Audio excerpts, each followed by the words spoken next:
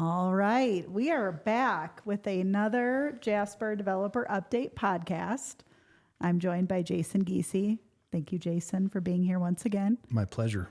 And we're also joined by Rick Radovich with PressScore. Thank you for being here, Rick. Oh, you're welcome. Thank you.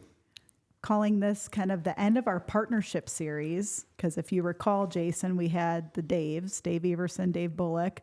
Then we were joined by Stuart Swanson. And now we have Rick. So by the time that the residents listen to the series of 4, they're going to have a really good idea of who the partners are, who you are talking with on a day-to-day basis. I mean, there's basically not a lot left after that. Correct. And the thing that's fun is relationships, which we'll get into here on the podcast. But that's what brings us here in part are the quality relationships that we have with key individuals and their companies. Well, I can't think of another key individual or company that Jasper EcoDev works with than PressScore. So that's a good segue into, can you orient us of who PressScore is, how it came to be, and kind of the partnership between? I'm going to guess that Rick and I have known each other for at least 20 years.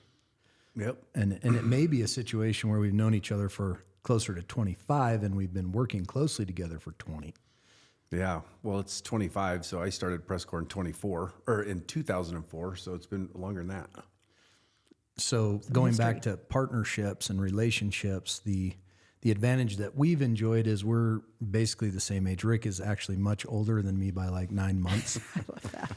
And so I'm the spring chicken. He has much better hair than I do. So Thank God mine's not gray like yours. so I lose on that front. But the heart of what goes on here is that Rick really and truly serves as the developer. His vision for the projects, his ability to value engineer and design the projects basically in his mind's eye in a 3D way so that he can work with the engineering firms to get us the best finished product. That process, you've now seen it quite a bit, Marlo, but that process starts years in advance of any finished phase. So the value of PressScore starts with Rick and his ability and all of his experience with master plan subdivisions in northern Arizona. And so that's really a key feature of it, and Rick can speak to that here shortly. Rick has his talents, his kind of his wheelhouse, the stuff that he does really well and the stuff that he likes to do. And then there's the stuff that I do that probably he wouldn't really enjoy all that much any more than I would really enjoy the stuff he's really good at. Fair. So we've been able to ham and egg on lots of projects around Central Yavapai County over the last 20 years, and we end up with just a better finished product. His company wins, he wins personally. Same is true for us. And so the start of any project is just a preliminary land use plan where we start to figure out how many lots go where. And then from there, Rick figures out the grading, the landscaping, everything that it takes to actually finish that subdivision. Subdivision then gets built as managed by PressScore. And on a weekly basis, we sit, and every week we have construction meetings where we go over the status of multiple projects as we continue to work through the master project, if you will, and Jasper is part of what AED is. Yeah. Rick, do you recall when Jason came to you with the idea of Jasper and when it was kind of just just the ranch, just dirt, and kind of what that conversation was like? Yeah, I think it was back in 2015, I think is when it was. I'm pretty positive it was. Yeah, big piece of property. What are we going to do with it? How are we going to do it? And I think there was a plan that you worked on with a different name, but basically Glassford Heights. Glassford Heights. Yep, there you go.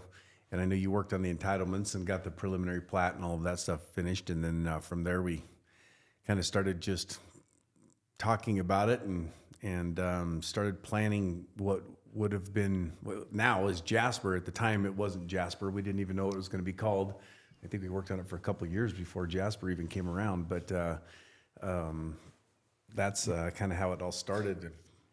It was fun. It was went through a couple different land planning organizations until we got with Wendell and started kind of getting on the same concept of what we wanted Jasper to be, and basically it was a really nice community that was much more than a subdivision that would be, if not better than Prescott subdivisions and the values, and voila, here we are. So I'm going to add a little color commentary to that. please. So Dave Everson actually brokered the deal between the two of us on this one. Okay. So I tend to be very bottom line oriented. And as a result of that, the Jasper that we understand, that we know today, was not the vision when Rick is talking about Glassford Heights. And so I can absolutely remember his concern was if we're going to build a true master plan subdivision, then I'm in. If we're going to build a neighborhood, I'm out. Yep. No, Glassford Heights was just more of a plan just for entitlements and things like that. And Jasper's really the community, right? It's what everybody's here for, and the club and all of that. And it's more of a really nice neighborhood, and that's what we wanted it to be. And fortunately, Jason liked the idea, so did Stuart, and we've all chipped in on what it is today. It wasn't just me, so there's a lot of people involved that made it happen. He's being very humble. Right. I'm thinking that's pretty instrumental, Rick, your contribution there. And it was very instrumental, and it's absolutely true that Stuart liked it. What the residents probably should understand, I think they do already, but what we did at Jasper was not conventional. Right. We weren't supposed to be able to build a master plan subdivision of this scope and scale and have it be successful in the Prescott Valley zip code.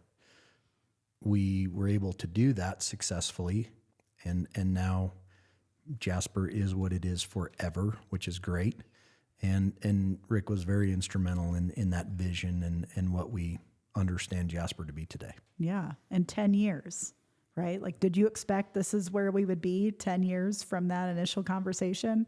No, it's interesting. These projects, they seem to really take forever, literally. You work on them for 20 years, and sometimes you're still involved, still working on things. I mean, other subdivisions of these big projects, they take a long, long time to get done, 20, 30 years, maybe even more, depending on what you're doing and what the economy is and all of that. So yeah, it takes a long time. A lot of work, right? And to Jason's earlier point, and I think you started talking about kind of where Arizona EcoDev kind of started and where Prescor came in. So I think in the concept of Prescor being the developer, there might be some questions of, well, what's yours to do, Jason, versus what's Rick's to do as you're trying to get a master plan community like Jasper off the ground? Sure, a simple understanding. I end up doing the front end of things. So the leading edge of all of the process that can be easily 30 years would be acquisition of the land, followed by entitlements. In the case of Jasper, the securing the water that would go with the town of Prescott Valley's entitlements, and that the entitlements are the zoning, the lot sizing, how many dwelling units will be in the subdivision over the course of time. And in our case, we have 2 full sections, so it's very large. It's a 1,200 acre project. Right. So then we get to the middle layer, which we've kind of already described, where Radovich comes in, he does his thing, works with the engineers, tees everything up, and that culminates in a building permit for a phase, gets constructed, gets finished, and then turned over to the builders. I take care of selling the lots that Rick builds for us to the builders, and we rinse and repeat. We go do it again. And so what based on the relationship where we have value add on all sides of this thing, where we can work in a real synergistic way and kind of have the highest and best folks in class, whether that's the land planner. Rick talked about Wendell. Wendell is Gree Pickett down in Scottsdale. That is our land planner. He coordinates with them. Our engineer is Wood Patel, again, down in Phoenix. Rick handles all of those negotiations, the contracts, and all the work product that gets produced by Wood Patel. I don't deal with that per se, other than I know what's going on and the bills get paid. And so that's how we ham and egg our way through a subdivision. And something like Jasper is getting real close because our offsites, which I know are on your list with Jasper Parkway, our offsites are getting very close to being fulfilled per our development agreement, where we don't have to, when we get on site and in tract is the jargon for development, our life gets much, much easier because we don't have so much influence from Jasper Parkway is ADOT out on the end. Right. There was the state involved, the town of Prescott Valley obviously involved. There's just a lot of moving parts. Even Yavapai County to a certain extent is involved there. True. Yeah. So shortly we'll be able to just build lots for ourselves and sell them to our builders, and it'll be much more efficient. Did I miss anything? No, I thought that was a great explanation. You make it sound so simple. It's not simple. That's for sure. You can make a map. You could map it. It would be very linear. You have to go from point A to point B to point C. Progress actually looks like a line that's just all over the board. Yeah. Because you're dealing with politics. You're dealing with, in some cases, personalities. Sure. There's lots of different ways that there's interference that comes into play, not the least of which Rick mentioned, which is macroeconomically, what's the market doing? True.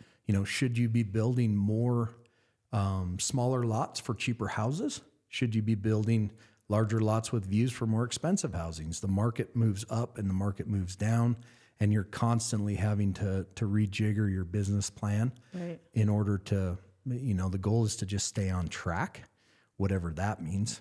Yeah, and that's one thing too, and Rick, you might want to speak to this, but that's part of your work in terms of a phase gets developed and then you're meeting with builders to be able to determine what the lot mix is and the size. And can you talk a little bit about how those conversations go and any sort of, just what the experience, I guess, is overall? Yeah, sure. It's always difficult because you're trying to start stuff. For instance, you're starting phase 5 was done 2 years ago, and you start working on phase 5. So you sit and talk to the builders. What size lots are you needing? Whatever they are, if they're 50 by 110s or 65 by 135s, whatever. You put this plan together on what they're seeing at their time, what their inventory levels are low on. So you design a subdivision within the community for phase 5 or whatever, and then it takes 2 years to get there. And by then you're shifting, right? Oh, sure. Then that's nothing what they needed, because now they're selling bigger, more expensive homes, bigger views or something like that. So it's always kind of you're chasing your tail, trying to do as best as you can. But that's kind of how it goes. But it's definitely something that's takes a long time to get from start to finish. The finished lot to build a home on, there was a lot of work that went into it years prior to getting there, for sure. Yeah, that context is helpful. I'm curious, over the 10-year experience so far, what's been your greatest lesson learned? And then on the flip side of that, greatest sense of pride, like as you come to Jasper on a weekly basis for construction meeting, is there something specifically that you're like, yeah, I did that? Well, I think, I don't know, lesson learned. I haven't needed a lesson for a long time because I'm so good at this, but I'm just kidding. I will say that the sense of pride is that this subdivision, the homes, the whole community, it's by far the nicest one in Prescott Valley, period. And that was the goal. And we, I think in 2016, after our first land plan was finished and wrapping up and kind of getting excited with monuments and starting to theme the project and things like that, it was like, this thing is going to sell. The homes are going to cost more in this subdivision than they do in Prescott. And everybody That's laughed. huge, They were right. like, there's no way that's ever going to happen. And it did. And that's probably my favorite. It's very nice. It's a beautiful place. People like it. The club's beautiful. More and more people are getting active now and getting to the club as they're moving in and stuff like that. And that's kind of that's my sense of pride there. It's a cool spot for sure. Yeah. Anything you'd share, Jason? Simply survival on my end, Marlo. What we've done is not easy to do. We've had tremendous support from Stewart in order to be able to do that, especially last year where we lost our lender for in the middle of the phase 3 build. Most companies would have been bankrupt at that point, and we would have had what's called an impaired subdivision, which you never want an impaired subdivision. You can buy them in my business, and that's good, but you don't want to be the one You don't want to losing be the it. one selling it. Got it. Absolutely. And so simply getting through phase 1, very, very difficult. The value that has been added in the form of the resale values in Jasper speak to what Rick just mentioned. People want to be here. Yeah, people don't have to take our word for it.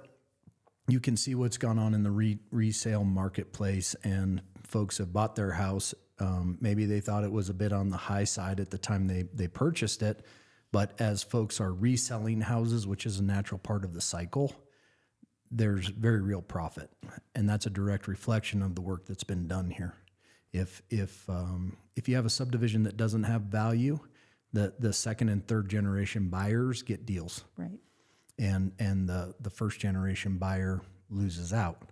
That's obviously not our case here, and so that's definitely something to be proud of. As far as anything that I've learned that I wouldn't do again, grass.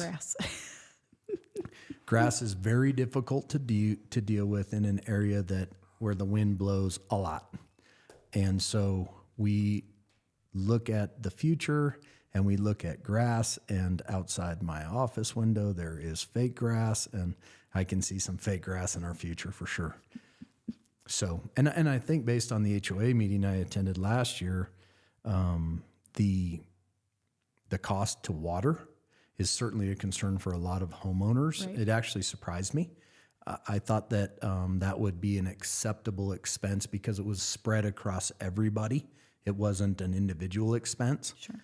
That was not the way it was expressed to me. Mm-hmm. And so that feedback ties into grass is tough, and folks don't want to be on the hook for what likely is escalating water prices over the course of time.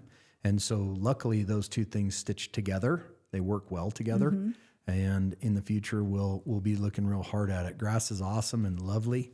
It needs to be in a spot where it doesn't get blown, it doesn't have a blow dryer on it and get Right. dried out. Yeah, I don't think anyone's complaining about the idea of limiting grass going forward. We sure haven't heard Right. that so far. No. Yeah. Going back to what you shared earlier around value add and thinking about home value, I'm kind of switching gears and going into phase 3 development, and kind of I think one of the most exciting phases coming online, just based on the beautiful views, the lots, the fact that it's Eco's first product. It's exciting. And I think that's probably one of the questions that I'm getting the most is about kind of phase 3. And I'll get into the questions around the homes in a second. But I think what also coincides is Jasper Parkway South, which our residents got a chance to walk. Thank you, Rick, for making sure that was available. And thank you, Jason, for allowing our residents to do that. People are excited to see that open. That being said, there's also a lot of questions of, well, what will it look like? How do we ensure that it's going to be safe? What kind of measures kind of went into the process? We were told that it was going to open much, much earlier than what it did, and it didn't. So why was that? And so I could see Rick's already really excited about this question, and probably really happy that we're at the end of the road. Sure. Yeah. So can you talk a little bit about what that piece has been like with doing the offsite project of phase 3? Sure. Yeah, that started, the thoughts of Jasper Parkway going to Highway 69 started probably back in 16 or 17 when we were working on entitlements, and Jason was working on entitlements, and we were working on plans and things like that. And we had traffic studies and engineers working on all those things. How do you get people in and out? And, what does it do to the intersections all the way around, clear out on the highway to 69, Glassford Hill? We've studied all of that stuff, or engineers have studied those things. And so, at the time, it was a different regime at the town of Prescott Valley. And so they looked at it as a different deal.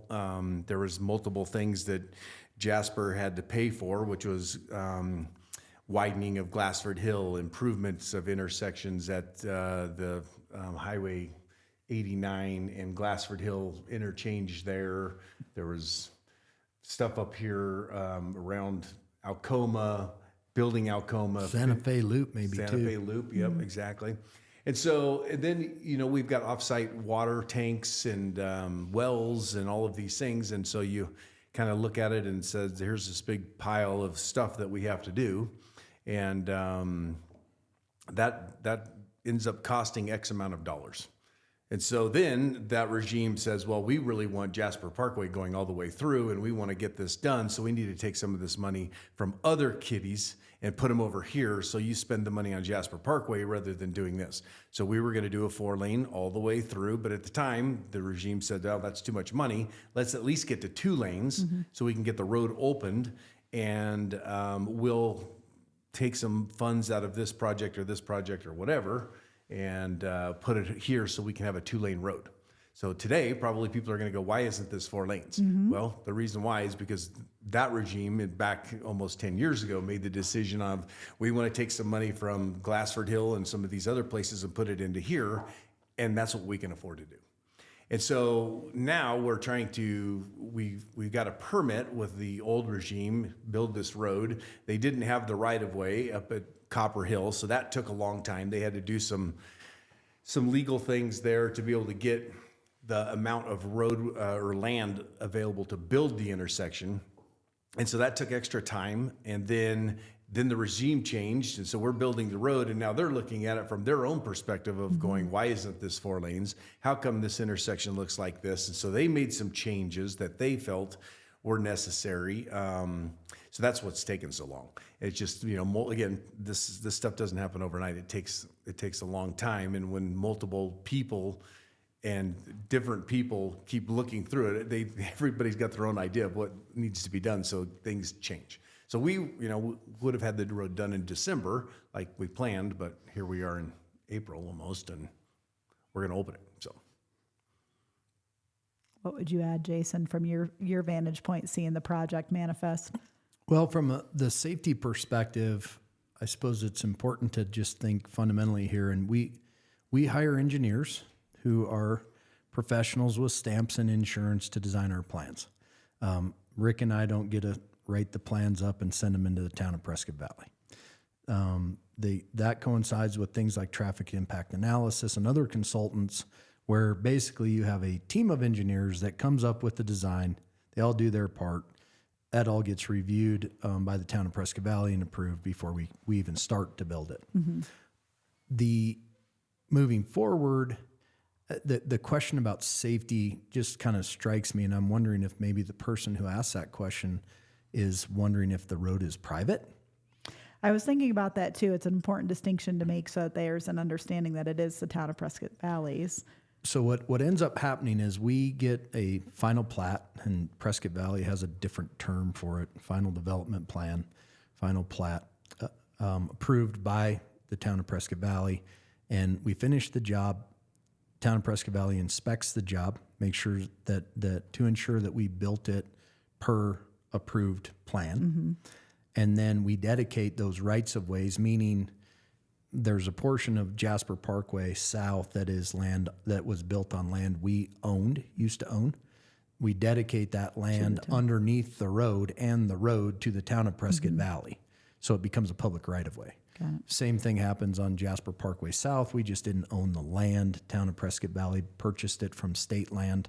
We built the road over the top of their land. Got it. They accept that right of way into the future, which means they accept liability, responsibility, maintenance into the future. So the safety aspects are always tough for anybody to talk about, because the reality, I still have a teenager living at home, and stupid people do stupid things. And so unfortunately, that's true of any public road. You're married to a town of Prescott Valley police officer. I'm sure you hear about all kinds of stuff that you go, oh my God, did someone really decide to do that? So I'm not at all concerned about the drivable surface, the lane widths, everything that goes into maybe safety the way I hear the question. But it did occur to me that maybe someone thought, well, could the subdivision be liable, the association be liable? And so taking that, the next step is, to date, we don't have anything but public rights of ways within Jasper. we have the ability we could do a gated subdivision within Jasper and have private streets. We've chosen not to do that to date.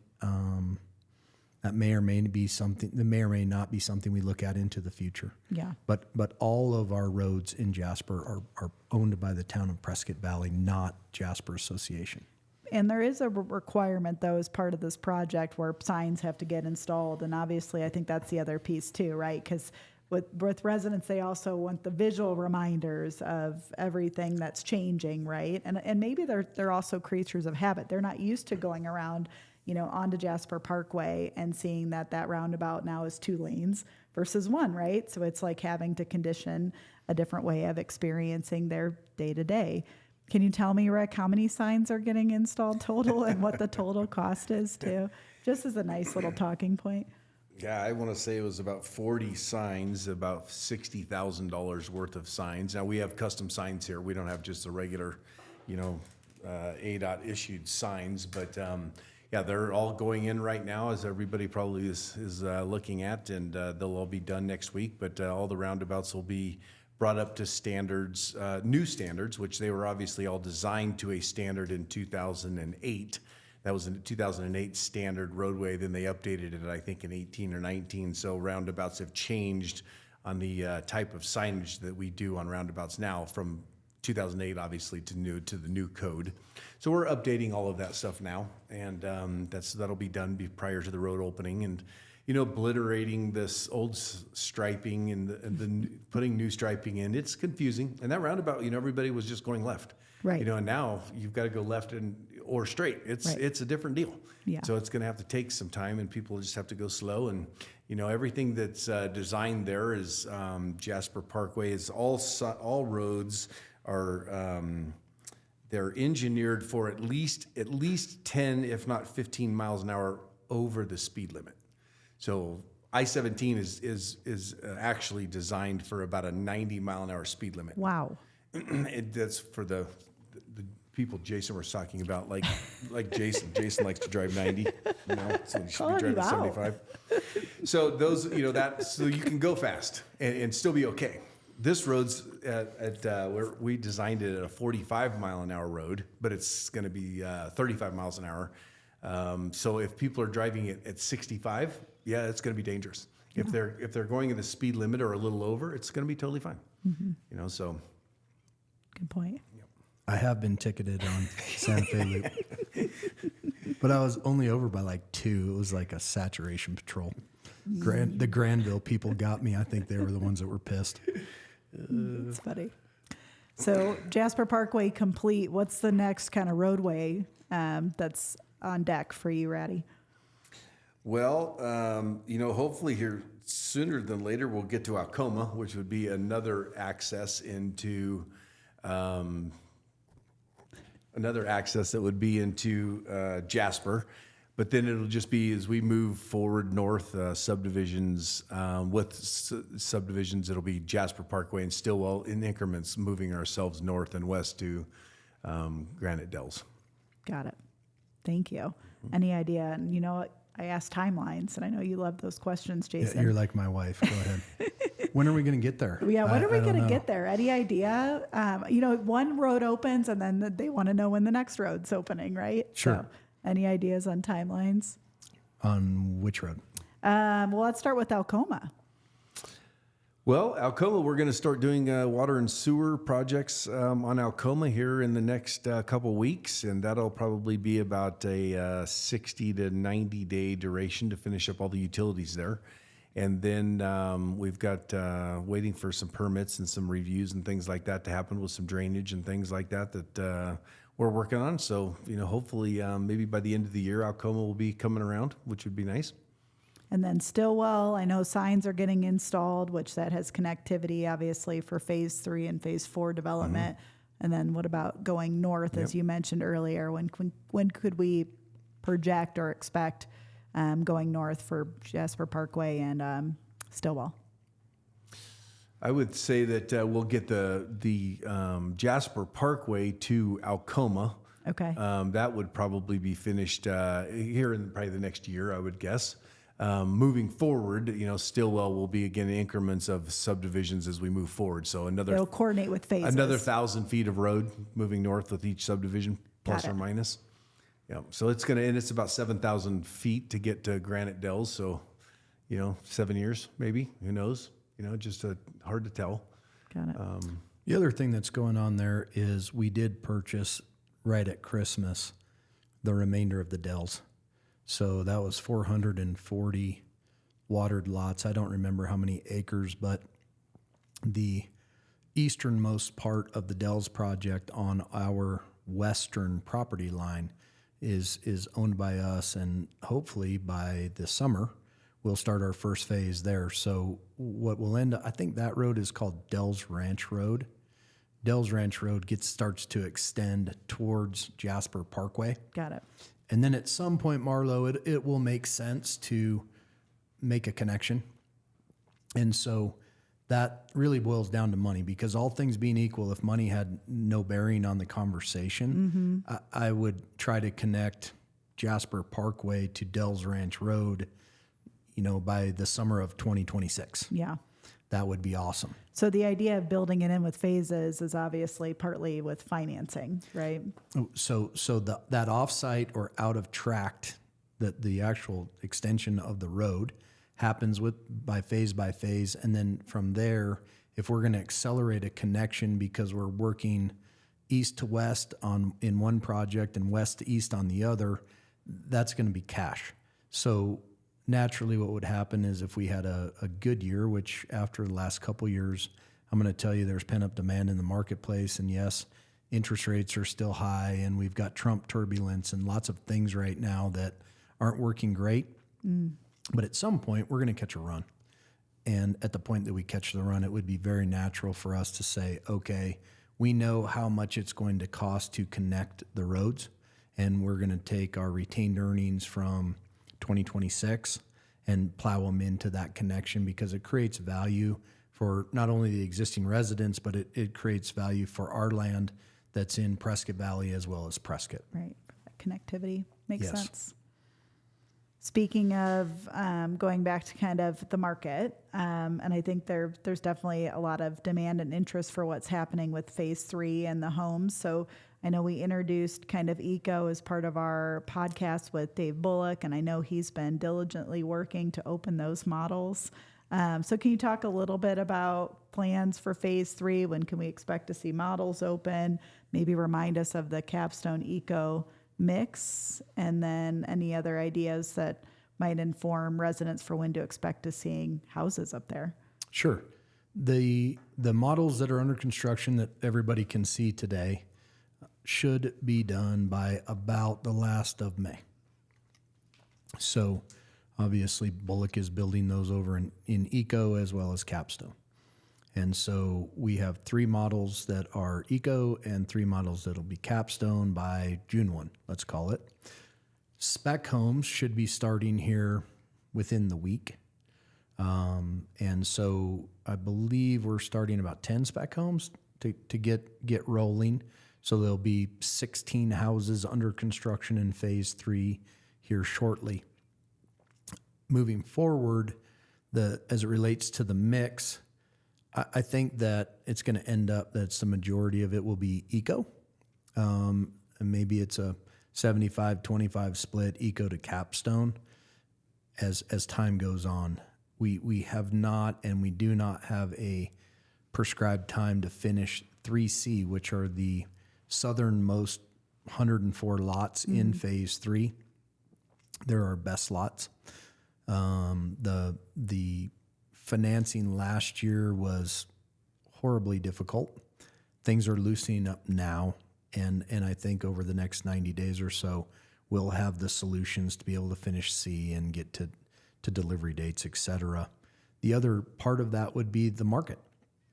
If phase 3 opens to good demand, then 3C will naturally need to be finished sooner versus later. So the market starts to put pressure on us. And I think that because of the character, it's just generally speaking, I mean, to the north, you have forever views. To the south, you have forever open space. Right. the connectivity to Highway 69. It creates a convenient place to live with big views. And what I've learned over my 27 years in the market is that back in the day, so to speak, I'm starting to get old. Radovich is making fun of my gray hair, but the buyer would always say, I want pine trees or a view. Like, show me pine trees or a view. Well, you can't buy anything new in the pine trees anymore. And so to have a view phase is very exciting. I think we're already seeing the leading edge of that demand. We have folks that I know in the month of February, someone said, well, I'll take this capstone house on that lot. And that lot was in phase 3. And we said, no, we're not ready to go there yet. So I expect that we're going to have a nice opening. It might be a very nice opening. We'll see. I expect that we're hitting the market at a time where view lots are in demand, where there aren't many view lots to compete with us. Really, Dells has view lots on the far eastern side, but I maybe calling it a handful is not exactly accurate, but there aren't that many of them. So I feel great about our market position, and we'll see how the public responds. Rick, would you say that's probably your, I wasn't going to say favorite. I don't know if you choose favorites with phases or with lots, but you spent a lot of time developing phase 3 and on those lots. What would you tell a prospective home buyer or even a current resident, like what the views are like, or kind of what you're seeing from that vantage point? Yeah, it's a totally different phase than we've had so far to date. Some of those western lots in phase 2 are very, very nice. Those have views that'll be there forever, permanently up against open space, no different than phase 3. But phase 3 is definitely higher elevation. There's more space in between the lots. So there's, acreage wise, this is by far our largest acreage per lot. We have about 300 lots there, and there's a lot more acreage there than we did in phase 1, for instance.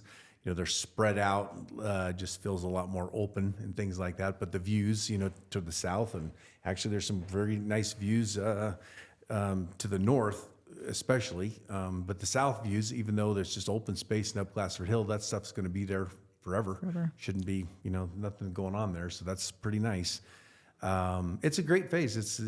It's different, that's for sure. We kind of have each one of our phases so far has been quite a bit different than the next. So it's exciting, and especially the winter views, I think, are probably my favorite when you can see the snow on San Francisco peaks. Yeah, that thing, is pretty cool looking. So I'm excited to see some houses going in there and get it going.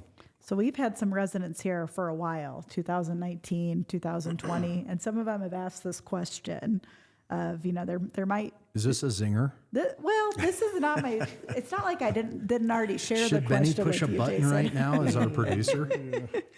But, and I don't know if it's jealousy, right? But there's this notion that we're getting that people are upset that maybe, the development up Glassford Hill is going to impede, their current view and kind of what they purchased or what they thought about Jasper.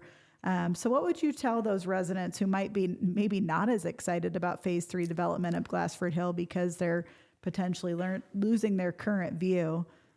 As we look at, phase 3 right now, what would you say? So looking out my window, I'm going to speculate that at least 75 to 80% of Glassford Hill is preserved. So there's a defined scar out there that everybody could see. Or if they can't see it from their house, they can certainly see it from the trail or somewhere within Jasper. But Radovich, I think, broke the rules when he took a dozer along the southern edge of the subdivision so that we knew where it was at. But really what he did is he took a drill rig in there and he was probing for rock that would need to be blasted. Right. And so we've made changes to our original plan based not only on the amount of slope, because when Rick talks about more acreage per lot, the fact that phase 3 is not efficient, meaning we had to move more dirt, build retaining walls, and to scratch out about 300 lots, that has to do simply with the slope. Secondary piece of that then is if you get into rock that you have to drill and shoot, you get into pricing or costs that you can't control. Right. So we have, from our original plan, we've slid the southern boundary of Jasper someday, and I'll explain that, down the slope towards Jasper. We are not up on the hill as high as we thought we were going to be. Good point. Then we looked at the findings from the drill rig and went, oh boy, like off the top of my head, we picked up like 12 lots for $6 million. It's like, yeah, go ahead and get rid of those 12 lots. So that slid things down the hill as well. So when I say our southern boundary, presently, and it's hard to see, the light will be just right some days, and about halfway up Glassford Hill, there is a barbed wire fence. That is our actual boundary today. So if we were trying to maximize the views, let's say, or the unit count out of Jasper, we would have pushed the subdivision way further up the hill than what we did. When we get done with phase 4, what we'll end up doing is dedicating the excess land that we own presently. So between the scar and the barbed wire fence, that band on Glassford Hill will get dedicated to the town of Prescott Valley and preserved as open space. And so I can see that there can be a few people that go, oh, my view isn't as good as it once was in phase 1. I understand that. As far as Glassford Hill preservation, if you will, we've done the right thing. And unfortunately, I have to admit that there's been times in my career when I did not do the right thing. And so in this case, we've minimized our impact to what will be open space long-term and owned by Prescott Valley and not us. So the significance of that is so no one ever has to ask, like, well, gee, what if they change the plan? Right. And they decide to develop up further in it, whether it's impacting someone's view in phase 1 or someone's view in phase 3, it'll be locked down. Smart. Yeah. Anything you'd add, Rick? Well, I just think that it's all, the views and what you're looking at are just, the views are there. It's just looking at something a little different. You're not looking at just an open space. Now you're looking at houses and things being built and a new subdivision there. But we've spent a lot of money removing topsoil off of the original slope and stockpiling that, and then grading the subdivision and putting that topsoil back on. We've hydroseeded everything. As everybody could see, those slopes were grown in last year, which most anybody else just doesn't do, because it costs a lot of money to do that. We're taking the time and effort to make it right and make it look good, so it'll come back and grow in. And once these houses are built and their landscaping matures and things like that, it's going to be a great place to look at. Thank you for that. The other question that comes up too, seeing that connectivity with phase 3 to phase 4, and we have, obviously there's still development happening in Jasper Neighborhood 3. We have a lot of residents in 1C that have been told different things about Iron King Trail. There was that whole story about, will Iron King Trail end up being an Iron King Trail going that way, or will it become a road? So there was that discrepancy that we've had to continue to educate residents on. And then the other question people have is, okay, if I'm a home in 1C, which is Jasper Neighborhood 3, I'm making sure I get all this right, where will the homes be in location to that and location to Iron King Trail? This might be a question for both of you. If I understand the question correctly, what you're asking is, what is the setback off of Iron King to the first backyard? Correct. And on the access uphill road. side? Yes. And where will the access That's a road long be? ways. So I think 1C, there was like a 30 to 40 foot landscape buffer that we built in to the Iron King Trail, which I believe was 100 foot. I think it's 100 feet wide. Is that easement? It sounds like it could be. I wouldn't stake my life on it, but there's a setback there. Okay. It's wide. And then we have a drainage area that was done in phase 1 for phase 3 and 4. Got so it. that channel, we needed that dirt to build phase 1 to lift it up. So Those houses they're several hundred feet across there before they'll be back to back. So it's not, the trail and the people walking on the trail are going to be much closer than the next house for sure. Yeah, and there will be a trail, a road, and then the next house. Well, actually, there will be no road there. So, Okay. there'll be Yeah, houses. this road stuff is going to get you in trouble. Yeah. It's basically 1C. So they're facing south, right, to the trail. Yes. The houses on the south of the trail will be facing north. So it'll Got be it. back to back. So no There's road, no road in there. between. No. Got it. No. Thank you. Yep. So there's some old plan, and I can remember, it's 2013, let's call it, and the town of Prescott Valley at the time said, well, there's going to be connectivity via the Iron King Trail to Prescott. There's going to be a road. And I said, have you talked to Prescott? Because there's no way there's ever going to be a road there. And so Rick earlier was referring to regime change, and the regime has changed completely. And not only that, but the political views and the anti-growth views in the town of Prescott Valley are very, very different than when we started this project. And I think that the actual annexation happened in 15? Yeah. 14. 15. And so a little factoid, there was not one person besides staff and elected officials that came to the on-site visit. There were a few people in the crowd. Like, the politics in Prescott Valley have changed drastically since then. Mm-hmm. And so there is a plan that is not our plan. That is a historical plan that I'm going to tell you that the present staff at Prescott Valley would agree with me and say that's never, ever going to happen. I feel 100% confident saying that Prescott would laugh. And why is Prescott important? Because our eastern boundary at Jasper, western boundary is Prescott. So the Iron King Trail heads into open space. Right now it's state land owned, and the county and the town of Prescott Valley and the city of Prescott have bought land. But you would have a road to nowhere unless Prescott was participating. Yeah. I feel 100% confident saying there is no way on God's green earth that Prescott would ever even consider it. And I would point at the Sundog Connector and all of the reaction of the public when Simpo was working on the Sundog Connector. That road, as far as interference to the what is now in essence a state park, even though it's not going to be administered by the state, the Sundog Connector interferes just barely with all of that land. Whereas knocking a road through on the Iron King Trail to Prescott would be right through the heart of that park. It's simply not going to happen. Yeah. So, as Radovich said, you've got your north-south crossings, right? And so very shortly they'll both be in. You'll have the roundabout at Jasper Parkway, and you'll have the Stillwell crossing of the Iron King Trail. And we don't have any other crossings planned, correct? Nope, that's it. Yeah. So you have a north-south crossing of the trail, it's got a trail in it.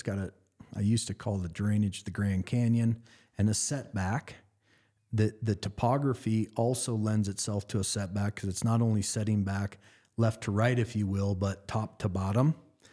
South is higher, and there's a very, I got no problem saying it, incredibly generous setback between phase 1 and phase 3. Mm-hmm. The same will be true of phase 2 and phase 4 in the future when we build 4. Yeah, makes sense. Yeah. And I think there was a lot of misinformation, not only about Iron King Trail, but a lot of those residents were also told there's not going to be homes behind them in that 1C neighborhood. So I think you all are clarifying there will be homes behind them. Well, I think it depends on how far you're talking, right? So, I mean, are they back to back? Nope, never. But there are a couple hundred feet back there. There might be some. There will be some in phase 4, and there's only about 215 to 220 lots maybe total. Smaller phase. In phase 4. Yeah, and that's it. Got it. So, yeah, phase to the west, there's that's all state land, and that's going to be open space for what I would consider ever, probably. Right. Yeah. The follow-on question would be then, when is phase 4 going to be built? Right. So So good at this, Jason. the answer is I have no idea. It's market dependent. We'll see how phase 3 goes. If it goes really well, then phase 4 is, in a position where we could get to a permit sooner versus later, which, town of Prescott Valley these days might mean 6 to 9 months. So we'll see how it plays out. Phase 4 is very expensive to develop. It will have the best views, specifically to the west, to the Point of Rocks, and we're not rushing to build that phase. That phase will be built as demand calls for it. Got it. My last question is related to J Club. So speaking about expenses. Rick built it, so if it's screwed up, it's his problem. I think it's the opposite. I think you did such a good job that everyone's just like, and when will there be more, right? Like, so there's a question around, and maybe it's not more, but maybe it's additional stuff. Around capital improvements, a lot of questions we got from residents in preparation for this podcast is obviously liquor sales approaching at the bar and grill. Heating the pool, people were kind of asking about kind of decision-making around that. The playground for kids continues to resurface, And then the last, which you'll appreciate, this one, Rick, is around indoor restaurant space. Mm-hmm. So that's kind of like the hot list. I think she's trying to take the heat off of herself.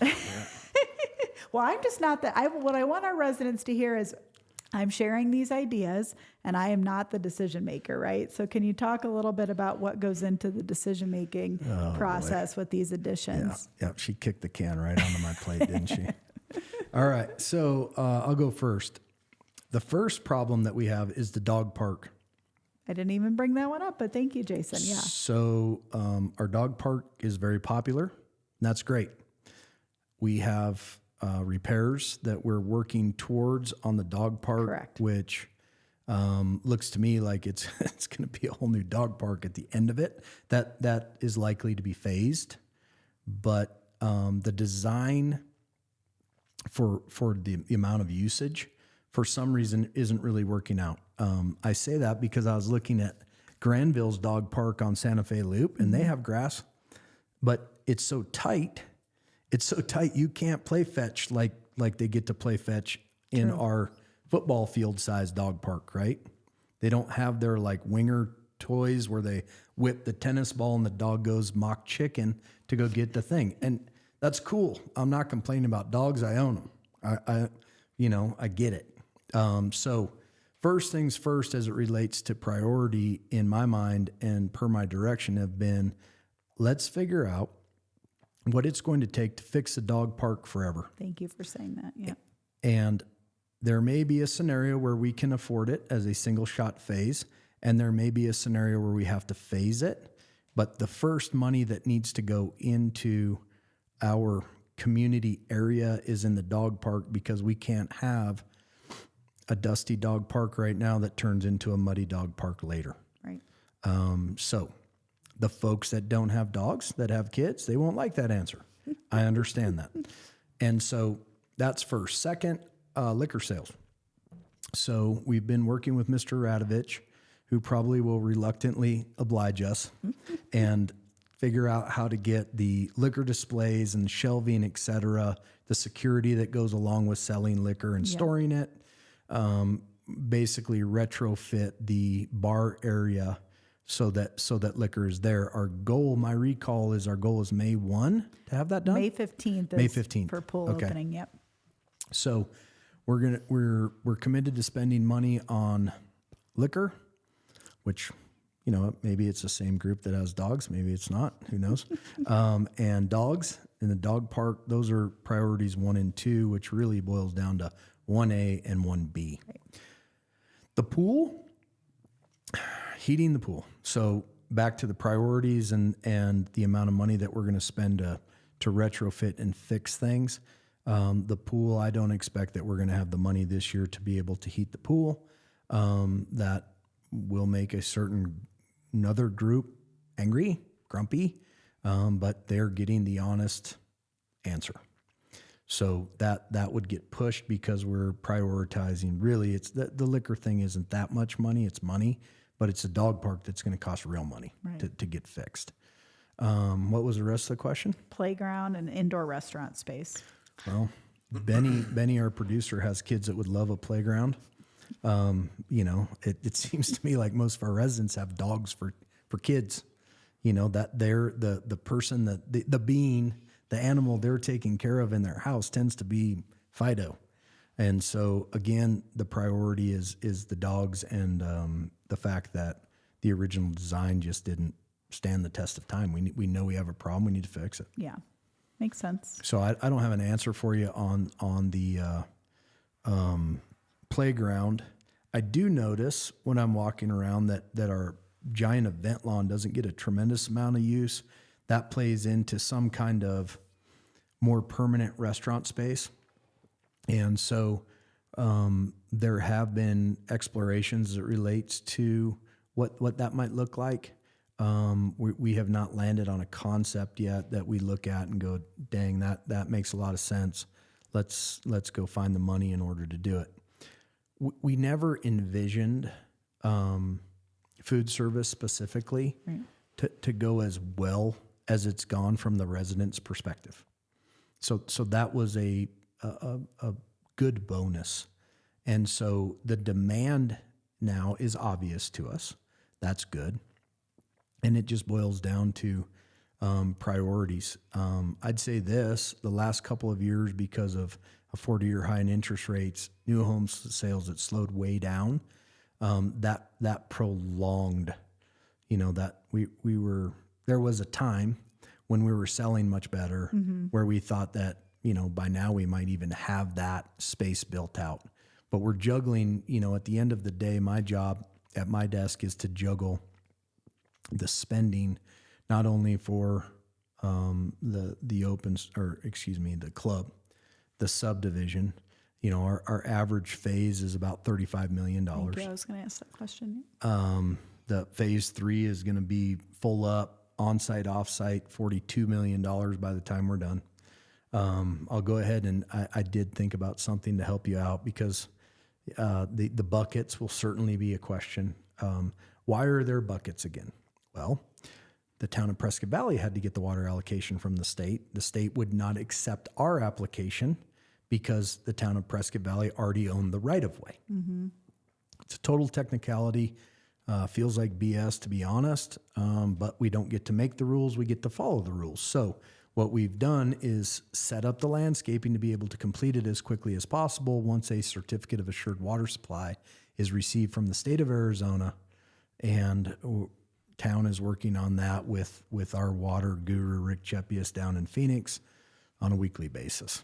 The state doesn't move fast. That's just the reality.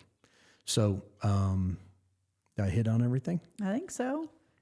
I'm curious, Rick, your perspective. You were probably hoping back in 2020 you'd be done with the club, right? It's done, it's built, handed it over for management, I can walk away. So hearing these ideas for capital improvements, what's going through your head right now? Oh, it's just, it's unfortunate that all of that stuff was programmed for the club.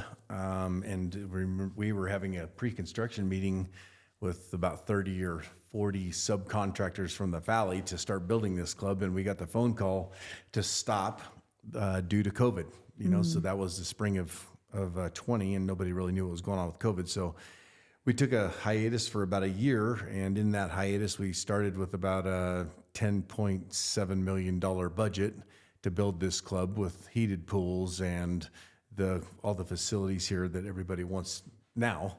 And unfortunately, it cost over $15 million, and at the end, things just couldn't get done. Right? Yeah, it cost a lot more, and they got less, unfortunately. But that's the time frame it was in, and it's a beautiful place. Could there be a few little improvements here and there? Absolutely, we'll get to them. But hopefully the sales are good, and all of that stuff keeps rolling forward, and that stuff will all happen. These guys will get it done. Yeah, and when he makes that comment from a financial perspective, not that anybody needs to trust me or that it's their business, but in the history of Arizona eco development, we're yet to distribute any capital back. So on an annual basis, what we do is we take our retained earnings, we pay our taxes, we make a tax distribution so that the owners can pay their taxes without having to come out of their pocket. And then the net proceeds, the net profit from the year before gets rolled back into the project. So when we talk about houses selling, the advantage is that creates more cash that can be reinvested, and especially when you got a company that's growing, it's very expensive. So if we have market support, it makes it much easier for us to clean up things. I'm not going to call the dog park a cleanup. Like, we can clearly see that we have a problem. We need to fix it. That's different. We find the money for those problems. But as it relates to like a permanent restaurant, we need the market to kind of help us. The market just turns over the dollars that are in the project, and then we can allocate dollars we made in Jasper to making Jasper better. Yeah, that's a really good point. And we lose money on the restaurant. I mean, the bottom line is, I think we lose about $30,000 a month. So when our residents are there and we appreciate them supporting that restaurant, the reality of it is we're not making any money on that. We're bleeding pretty heavily on a monthly basis in order to continue to provide that service. And we're happy to do that. But it's not, on a monthly basis, when I get the email that says, can you approve X amount of money to subsidize the restaurant? I'm not going to sit here and tell you I'm not grumpy every time I get that email. Well, that's also in addition to the subsidy request you get for the association as well as for J Club. Yes, so you're very expensive as well, Marlo. Yes, thank you. Thank you for those reminders. I was trying to end on the high note about, the idea of, giving it back to the residents. You might have swung and missed on that one. But it's all good. Yeah, and I think there's optimism, right? And I also really appreciated what you said of the authenticity that you always offer, is that, we're committed to being responsible for the things that we know are a problem that we need to fix. And we're really thoughtful about the things that are addition to what is in existence, because we're managing cash and doing it in the way that makes the most sense for everybody. I feel totally comfortable saying that we always do the best that we possibly can, and then some. And that's not necessarily normal in the development business. No. That there's lots of places where there would have been a promise of a club as we sit here and do this podcast today, and people complaining and saying, hey, there's supposed to be this club there. And, oh, yeah, we're working on it. We will step up. We have stepped up, and we'll continue to step up, because that's how we're going to build a great business here. No one's going to feel sorry for us, and I'm not looking for anybody's pity, but I'm happy to share honestly where we're at and where we're going, and with the caveat that when market times are good, acceleration along all these fronts, all these items we're talking about, becomes much, much, much easier. And so the big thing really and truly is to have the order of magnitude, the list of things you want done.